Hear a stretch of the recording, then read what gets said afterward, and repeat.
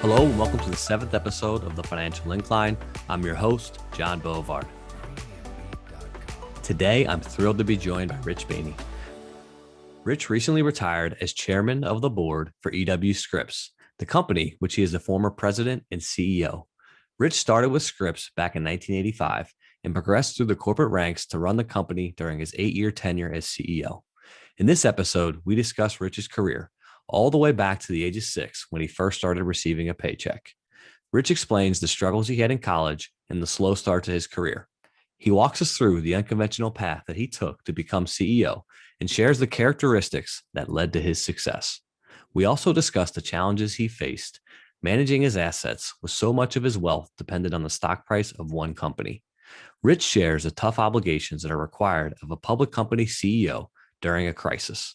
We also discuss how Rich incorporated his faith into his career to help guide his decisions and conversations with those he worked with.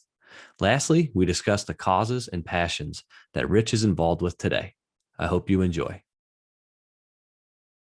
John is the owner of Incline Wealth Advisors. All opinions expressed by John or any podcast guest are solely their own opinions and do not reflect the opinions of Incline Wealth Advisors. This podcast is for informational purposes only and should not be relied upon for investment decisions. Clients of Incline Wealth Advisors may maintain positions in securities discussed on this podcast. Sure. So, Rich, thank you for joining me today. Thank you for sitting down. And for some of the people listening or watching the video, if you wouldn't mind sharing just a little bit of your background and kind of tell us who you are. Sure. My name is Rich Boehne, and I'm, as of just a couple weeks ago, I was chairman of the Scripps company based in Cincinnati and had been CEO prior to that, and had been with the company since 1985, starting as a newspaper reporter. My professional history, I take it back quite a bit further. I have had a regular paycheck since the summer after the 6th grade. Have always worked. Worked all the time I was in high school, always worked all through college, have done everything imaginable that young people do. But always wanted to be a newspaper reporter, wanted to be in the news business. And so when I got 18, 19, heading into college, that's the direction I took. Yeah, well that's fantastic. So that kind of leads me to one of the first questions that I like to ask most guests is, what is your earliest memory of money? My earliest memory of money. I have this strange memory, and I can't remember why, but my parents asked me how much I had saved, and I had $1.18 saved in some kind of bank. And I can't remember what I was saving up for. Okay. But I was probably 5 years old or so. Wow. And somehow I'd gotten probably taken change out of the couch. Right. I accumulated $1.18 towards some goal. Yes. Yeah. Well, that's fantastic. So 6th grade is kind of your earliest work experience. And as me being a father of soon to be 5 children, my oldest is 10. I try to introduce. Thank you. I appreciate that. But I try to introduce them to money and money habits. So, was there anything that those early experiences of work, taught you, or anything you learned at an early age that maybe led to some of your later success? Yeah, I think I learned. One, I learned just what workplaces are like. Mm-hmm. So you grow up in a family, you go to a school, and most school experiences most kids are kind of like you typically. Mm-hmm. But when you start working, you work with people from such different backgrounds. Right. And as a teenager, you start working young. Quite often, you're working with older people who are either further along in some career or are very frustrated. Right. And in some cases, they're stuck working with kids like you. And but I just thought that was I really like working more than anything. I love the diversity of workplaces and the personalities and the successes and the failures. And I think I just have loved every place I've worked over 55, 56 years or whatever. Right. Yeah. They always talk about company culture and surrounding yourself with with absolutely. successful people and how important that plays. So, so I know you transitioned and you graduated from NKU with a communications and journalism degree, and then kind of hit the ground running, and you were just pegged for immediate success, right? That was how the career. Yeah, not exactly. Well, to start with, it took me approaching 8 years to get through NKU. Okay. I flunked out. A couple senior tours. Yep, flunked out several times. Wow. Had a lot of the issues that young men have. Mm-hmm. And finally, in my early 20s, decided I needed to get back on track. Yeah. Working at one point as a custodian at a YMCA. Wow. And thinking, I got to dig out of this hole. Right. Which I then came back to. I tried to get into school several places, and I had left messes a couple places, and came back to NKU on my knees, and just said, I need one more shot. I'd like to be a newspaper reporter. You need to have a bachelor's degree to do that. Okay. And a young admissions officer, I think, just believed me that I had grown up this time, and allowed me to come back to school under some agreement. I had to hit targets. I had to repeat all the F's that I had left behind. But then it clicked. Yeah. So I repeated many classes, and as soon as I got to whatever that threshold was that you needed to graduate hours and a GPA, I applied for graduation and went to work as a newspaper reporter that night, the night I graduated. Wow. Yeah, no summer hiking in Europe, none of that kind of garbage. No, oh my gosh. No, I went to work. I went to work that night. Well, that's great. So, sounds like you had somewhat of a rock bottom moment there. Where was there? So, did you have at that point in your life where you're going back to NKU? Did you have any sort of mentors, or was it kind of just a hard look in the mirror? It was very much a hard look in the mirror, and we could talk about that later. I've had very few mentors. I don't know if it's because of my age. Mentoring is pretty hot these days. Right. But I did have a number of very close friends in the same business, and I mean, we've been together for many years, and we've helped guide each other's careers. But I was never really part of a formal or informal mentoring system. Okay. Yeah. Made it up as I went. Well, great. So so I know one of the places you started in your career was the community press. Weekly newspaper. I'm familiar with Western Hills Press, Delhi Press, checking the local high school scores, things like that. So what were those early years post-graduation like for you, and what were some of the things you learned? Absolutely fantastic. And I've always liked interesting environments and have been very risk tolerant.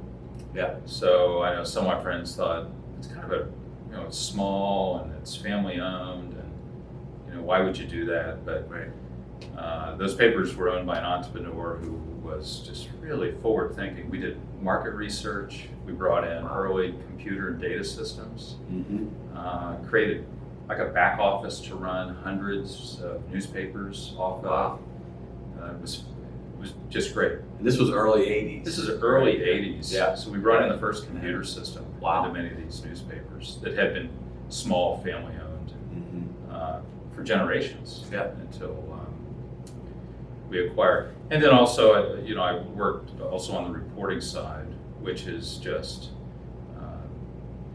fantastic. The great thing about being a journalist is that most people sort of live their lives in a fairly narrow band of society. Right. And as a journalist, you see the incredible highs in our culture, the successes, the great things that go on, and you see the desperate, ugly, unbelievable lows of the things in our community. And you see them both. And I have just always cherished that experience of really seeing the full range of a community and understanding what makes it tick. Right. Yeah, you can get a true pulse on what's going on around you, and so that's great. So then 1988 you joined Scripps. Yeah, so I had worked, and then I jumped to the Post. Okay. And my educational background, my math strength, my academic strength, if there is one, was probably math. Okay. So I enjoyed economics and business stuff. So my reporting career migrated fairly quickly to the business side. So I covered capital markets. I covered public companies and trends. I covered some of the savings and loan crisis in this area. Right. Covered consolidations in industries, and so that was really great. Right. So I was one of the reporters. I'd be on the floor of the New York Stock Exchange. Wow. Covering there, and then I got a call from Scripps, and it was a very strange call. Very large, very private company. And quickly they said, "Look, we're going to take the company public, and you cover Wall Street. You understand the markets. Would you consider joining the corporate staff as we go through this IPO and to create a public company?" Right. So that's why I came to Scripps. I thought, well, that sounds, maybe 3 years of that, and then I'll go back to the field somewhere as a reporter. And one thing after another happened. I just never left. Right. Right. Yeah, and obviously you've climbed the corporate ladder per se, and got all the way up to the CEO position. I know you said you ran that for about 7 or 8 years, heading the company. So there was obviously steps along the way as you're progressing through your career. So what was some of the things that you did in your career that you think led to you one day getting that position as CEO? A couple things. One, I like change, and anybody who works with people know that there are many people who do not like change. Right. Don't like it at all. Yeah. Just genetically, they don't like it. And those of us who do love change and chaos and disruption, we have to learn that not everybody's like us. Right. And you have to learn to work with people who really don't like change that much. So I had that. That was very beneficial. I think I've been a very good learner, a lifelong learner. Yeah. So I've changed, I've adapted. I've gone home at night and thought, I guess I got to figure this out.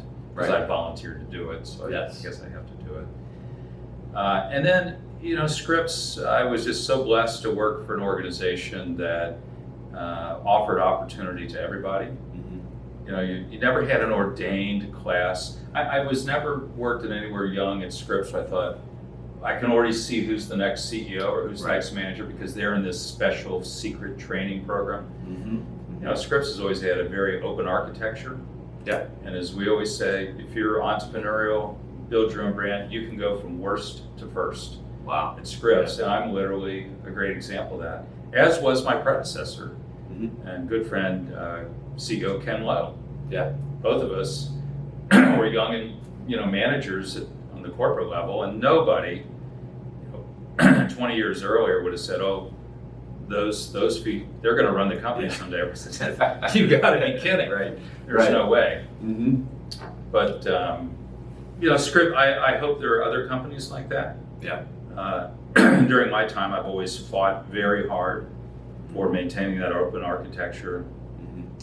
Remembering that people are very different at 30 than they were at 20. They're different at 40 than 30. Right. And everybody deserves opportunities to rebuild and renew and to shine. Right.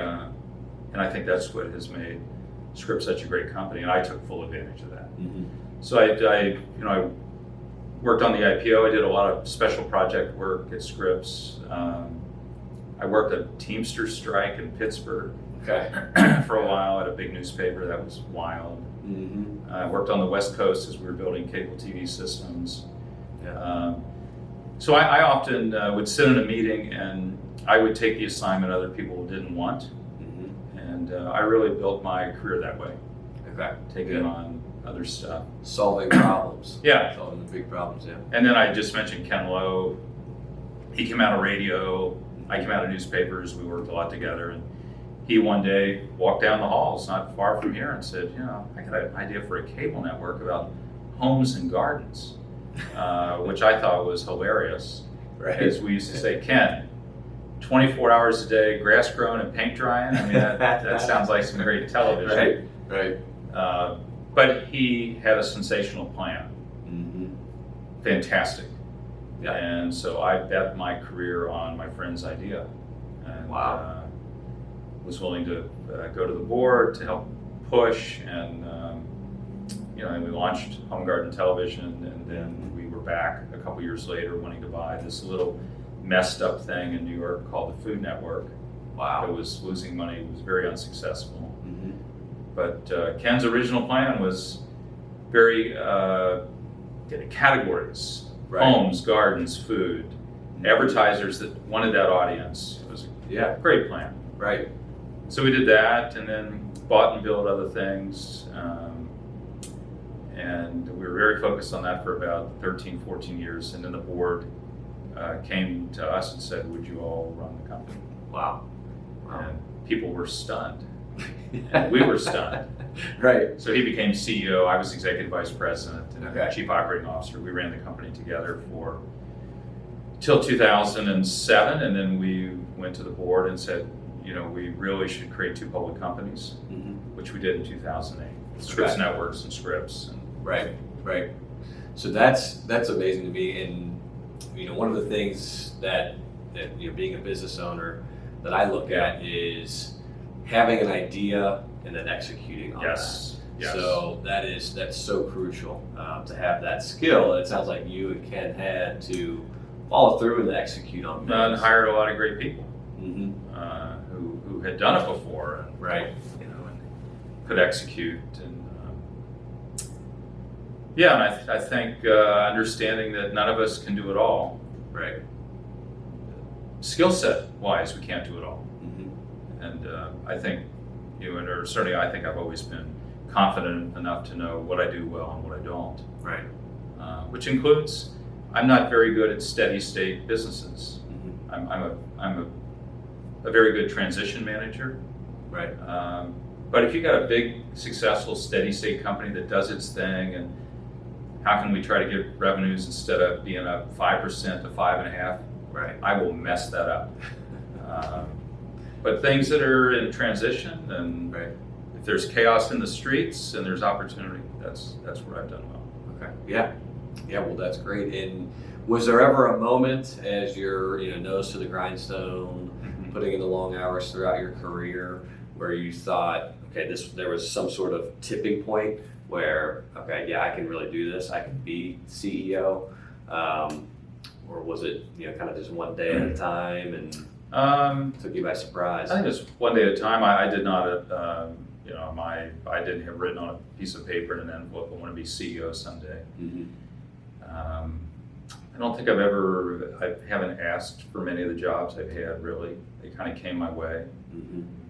Almost never negotiated for compensation. I said, what do you Wow. think's fair? And then I have always tried to make sure I was worth a lot more than they were paying me.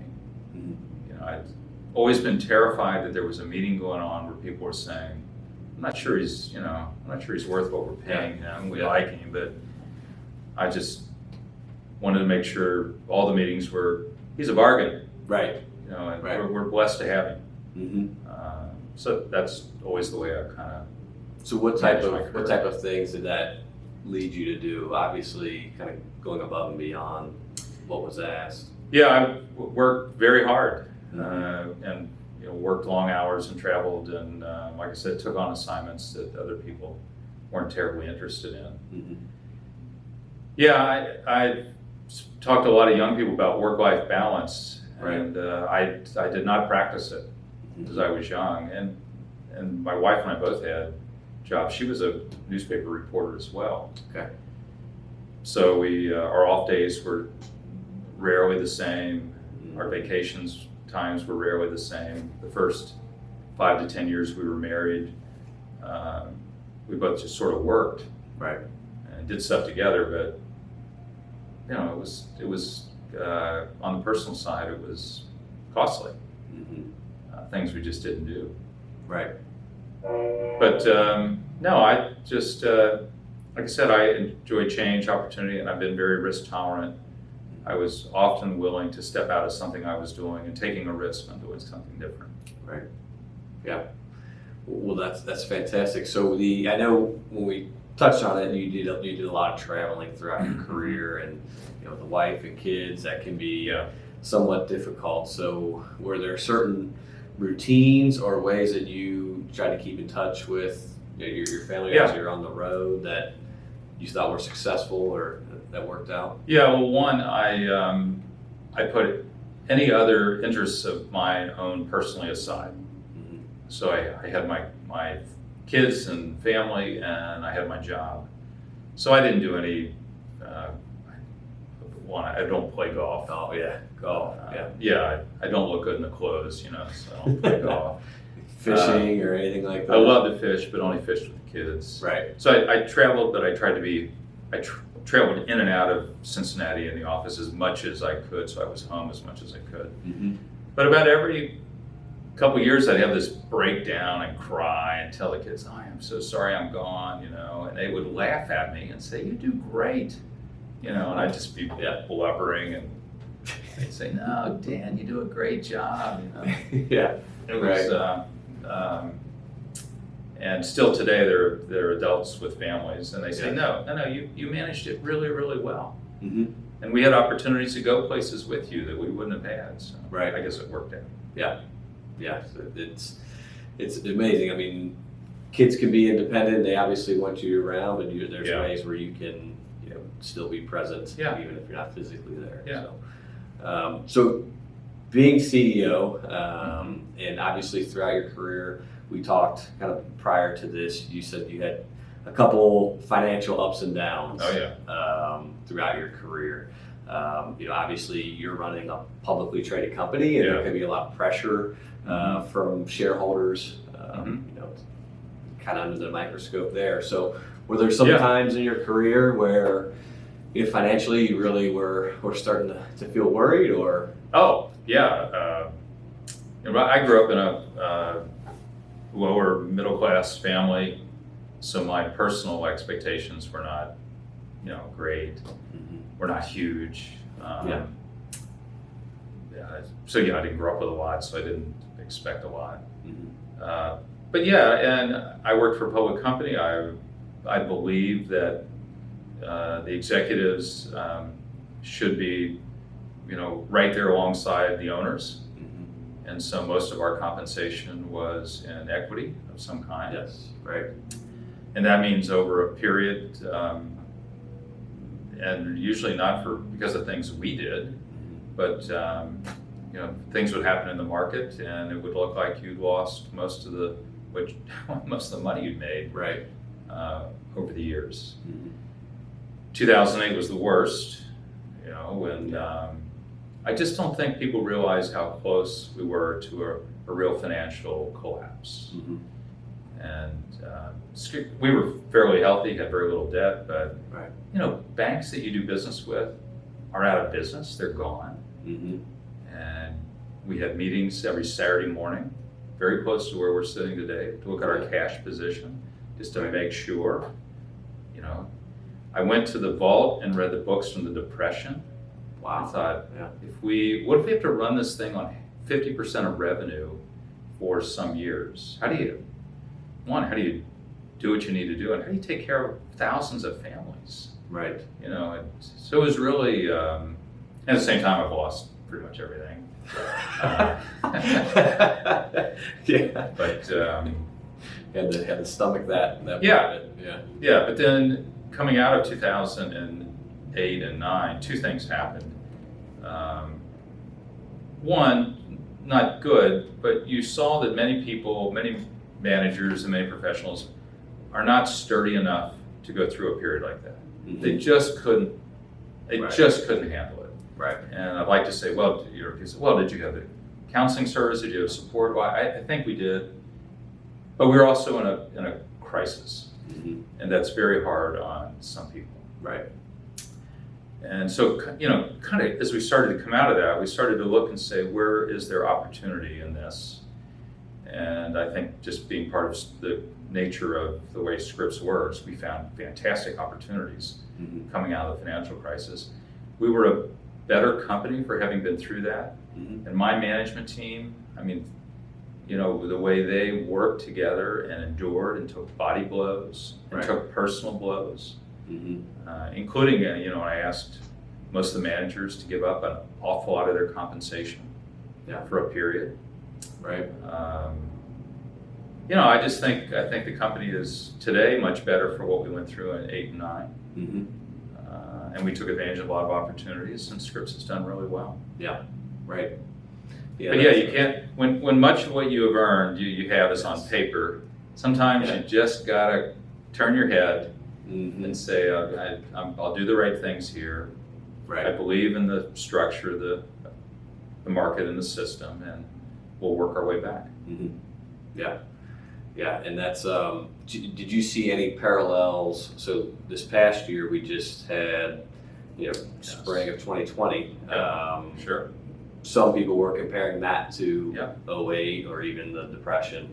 For what we see, it was obviously much quicker, not quite Yeah. as short-lived due to a lot of, the Federal Reserve took a lot of action to make sure everything was stable there. So, did you see any parallels from what we saw this past year? Yes. 2008. A lot. Hit this real quick. Yeah, I mean, all businesses had a sudden whack to revenue, Right. last spring, and shock to the system. How do we operate? What happens? Mm-hmm. So very, very similar. The effect on people is more lingering in this one probably, Mm-hmm. because it's so different than 8 and 9, where it's so personal Right. and you don't know what people's health, there's Yes. all that kind of stuff. Right. And then you had it in 8 and 9, and I worked through 9/11 as well as a senior executive, Mm-hmm. which had its own kind of interesting twists and turns, Right. convulsions. But yeah, this is, and now you have the politics that are more polarizing and sad and scary than probably I've ever been through in my career, Mm-hmm. which adds a twist to everything runs through a political lens at the moment. Right.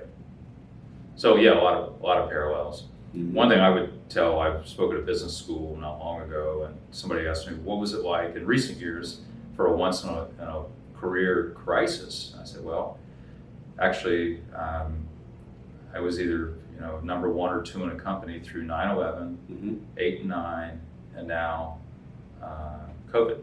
That's Right. 3 in 20 years. That is. So I said, I'm not sure what a once in a career. Yeah, right.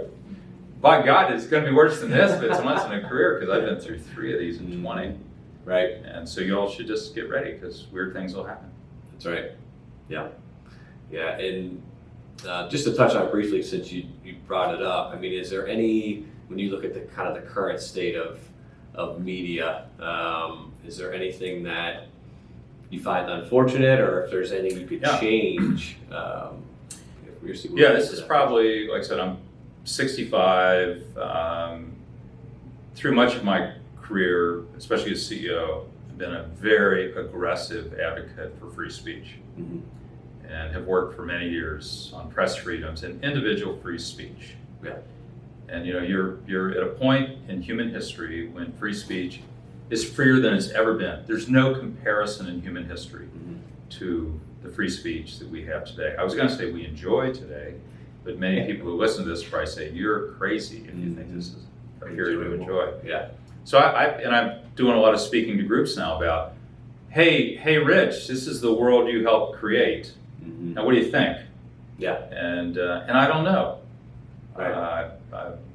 I'm not sure what to think. I would like to think we're just still in the Wild West period, and the free market will regulate itself. Mm-hmm. Because clearly this wide open, bare naked free speech that's brought about by the internet and the digital revolution Yeah. has had some kind of ugly sides to it. Mm-hmm. Now, so I say, would you go back to the days when, it's hard to imagine today, but I worked as an editor at a time when if you had a new product Mm-hmm. or you had a project in some city and you wanted people to know about it, you had to come see me. Right. I was the gatekeeper. Yes. And there were only a few gatekeepers in every city Mm-hmm. and in the country. And people now call that the good old days. I thought distributed free speech was certainly a better option. And when social media came along, the idea that anybody on earth could have an identity in a direct relationship with somebody in some other place in the world, that's just incredible, unbelievable. Right. And I still think it's fantastic. But certainly we're also seeing the bumps and the bruises and far worse than that through what we're going through in social media and wide open free speech today. Right. On balance, I'm still sticking with no prior restraint, wide open free speech, I think is the best thing. Right. But we'll see how it unfolds Yes. over the years to come. Yeah.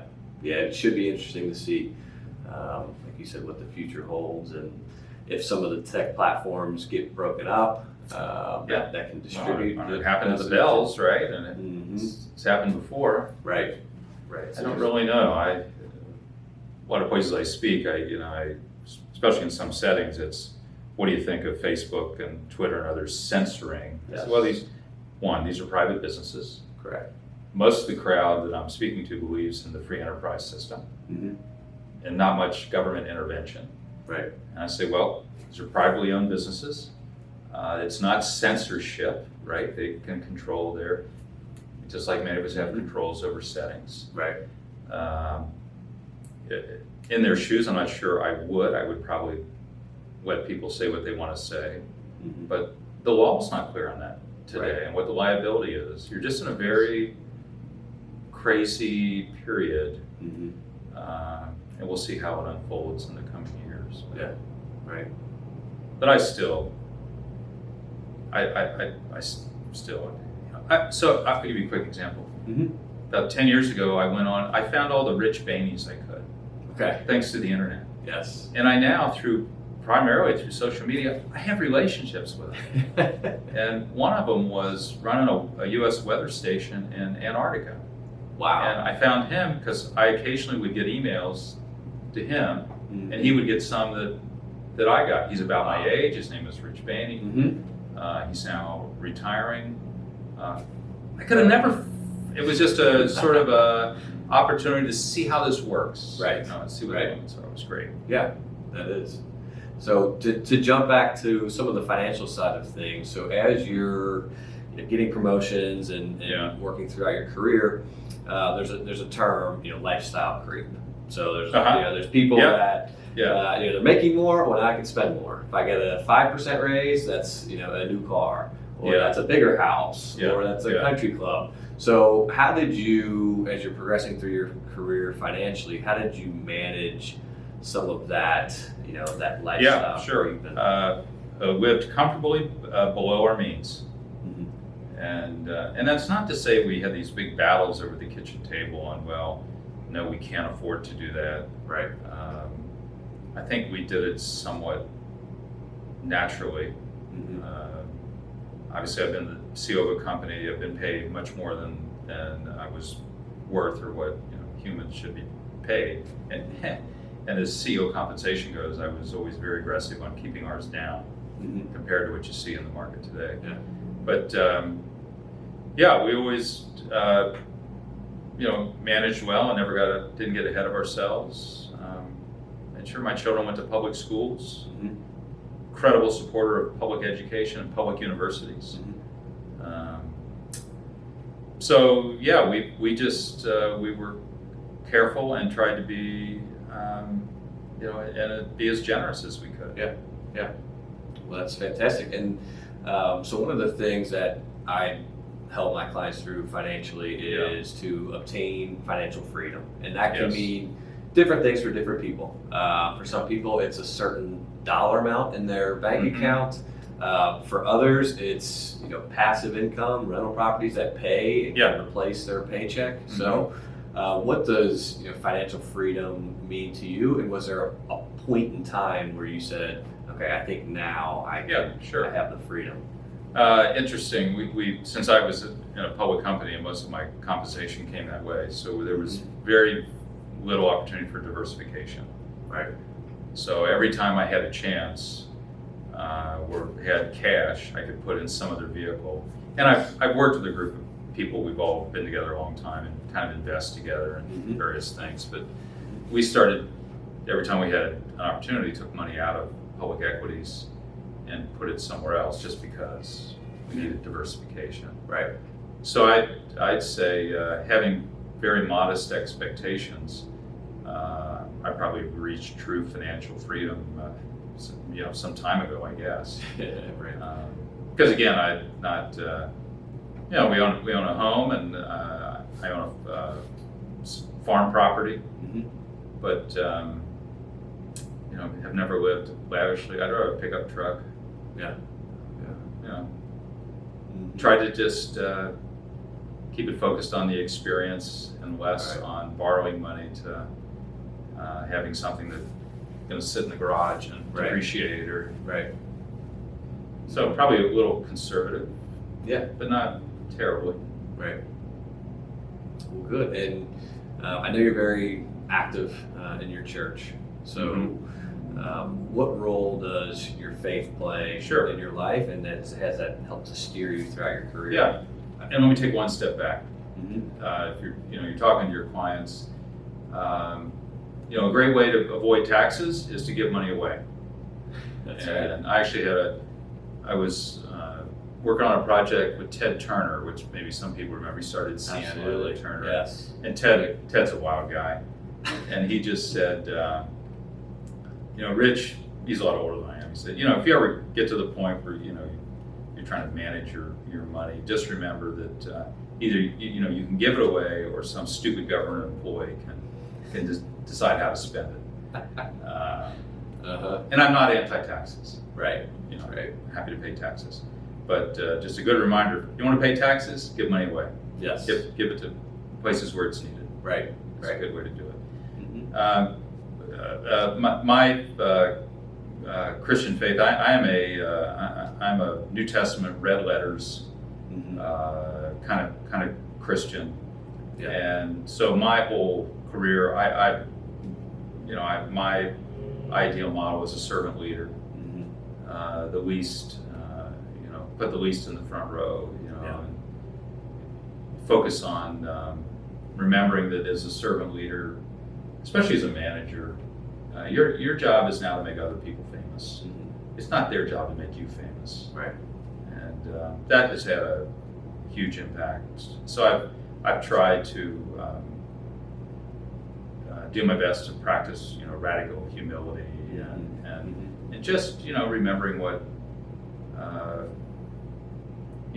the gospel approaches managing organizations and people and relationships, and I think it's made a huge difference. Yeah, I can agree with that, and you can lean on your faith in times of desperation or despair, and then you can when things are going well, it's obviously something that can guide you, provide that moral compass. It's interesting if you're a senior executive in a company and people know you go to church or you practice some kind of faith, they often put it to the test. Right. And I always thought that was great. That, if the gospel can't handle the load of a few tests, come on. Right. But I thought it was an opportunity over my career to show people what I think is most important, which is grace, and mercy, and love. And I enjoyed carrying those around and using those as liberally as possible. Right. And I think it made a big difference. Yeah. Well, and lastly, we'll wrap up with, I know you're very charitable through philanthropic needs that you have. So are there any, I know you're very involved at NKU, or is there any particular causes or charities that you support, and if so, what are some of the reasons why you feel led to give back? Yeah, I think where Lisa and I are very always been focused on basic human needs, and we would include education as that. I was on the board of the Free Store for many years, involved with the Free Store, a number of Christian relief organizations here and internationally.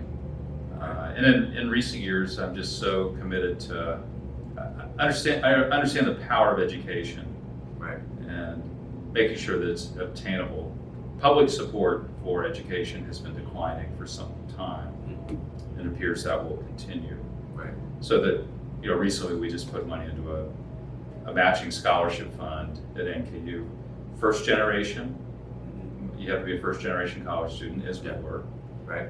And then you have to be of need, but also look like you're somebody that if somebody could close these gaps, you're going to succeed. So we're trying to take people who are most at risk and somehow almost ensure that they're going to make it through. Yeah. And find opportunity. Right. So I've been working on that a lot the last couple of years. So a lot of public education, a lot of basic human needs, things like that. Funny is we have a son who's a high school teacher and an artist, and his wife plays in a band, and I love the arts. We've not been big arts investors. Yeah. Right. Just because I figure they can sell a sponsorship to Bud or something else. So we tend to lean toward, like I said, basic human needs. Yeah. Well, great. Well, and obviously, the church reminds us that yes, we could use some help too. Right. Correct.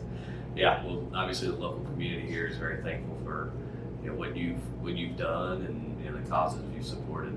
See, it's a pretty generous community. Yeah. Well, good. So, Rich, I appreciate you sitting down with me today and taking the time out of your schedule to meet. And I think that you're a great person to look to here locally. Loved your story of success and fighting through perseverance and getting your degree, and then taking on that risk and being entrepreneurial throughout your career. So, appreciate your time. Yeah, thanks for having me.